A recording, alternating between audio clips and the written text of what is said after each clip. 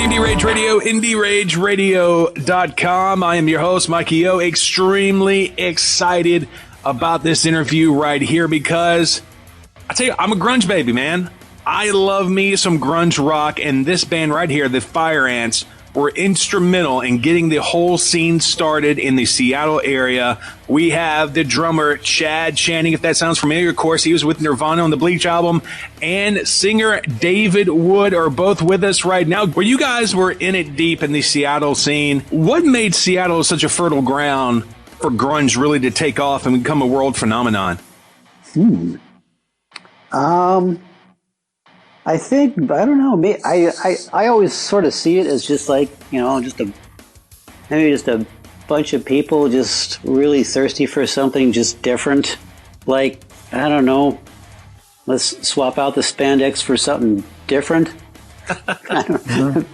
Yeah, different is definitely where I was coming from. The days in Malfunction were spent trying to make something different. Every time we'd hear a trend, we'd say, "Oh, we can't do that. We've got to try something different." Yep, totally. Yeah. Right. And speaking of Malfunction, of course, you were in that band with your brother Andy, and he went on to do Mother Love Bone. How was it growing up in such a musical household? Were you guys very competitive? How did that all shape out? Really, we really didn't. As a family, we weren't really into music. I started playing music late in high school, and I played guitar when I was a kid. But we always had music around, and music was important to our lives. And as far as identifying with rock stars and trying to be more than your average Joe, I guess. I don't know. It's kind of difficult to explain. Right on. And then, Chad, I was looking at, and I've been burned by Wikipedia before, so I hope this is true, because this is a great story right here. It says at 13, you shattered your femur in an accident during gym class, and essentially your parents gave you a bass guitar. Once your leg got out of the cast, to strengthen your leg, you got a drum set, you found out you're a natural, and the rest is history. Is that true? That's pretty much about it. Yeah, because I had gotten this kind of weird freak accident, and I did shatter my femur. It was in 7 places. I spent about a month and a half, or close to 2 months, in several different tractions. Then another 9 months in a body cast after that. And the funny thing was, prior to all that, I was really, my aspiration was actually, I was really big into soccer. I was like a huge Pele fan, when I was really young.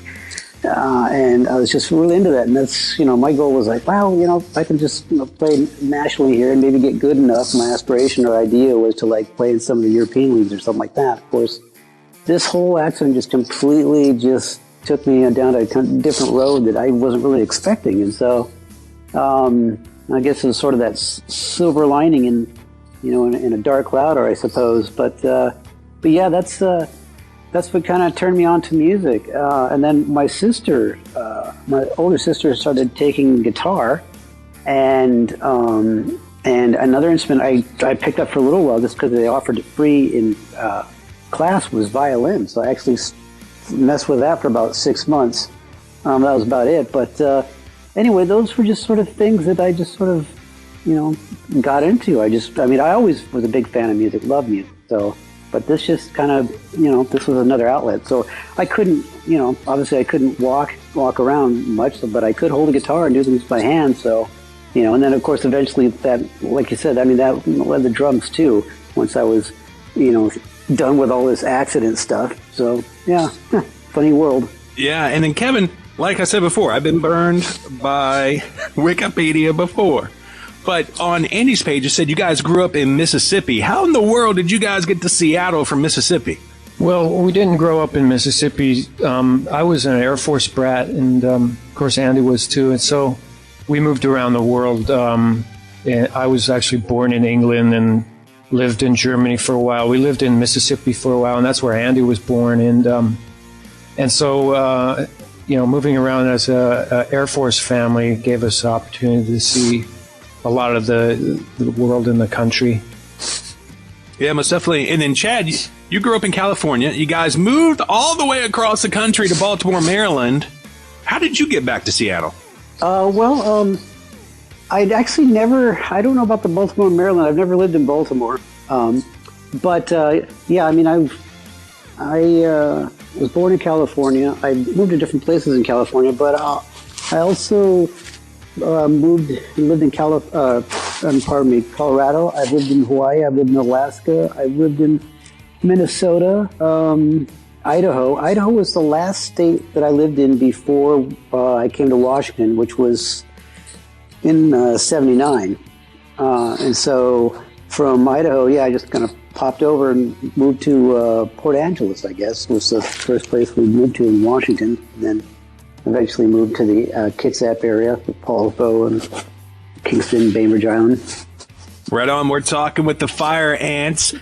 Go like and follow them right now on Facebook, the Fire Ants Official. They got some new lyric videos out from their record label out on YouTube right now. You can go check that out as well. We're talking with Chad. We're talking with Kevin. And this is the song that put them on the map during the grunge scene in Seattle. This is 100 Wives by the Fire Ants on Indie Rage Radio.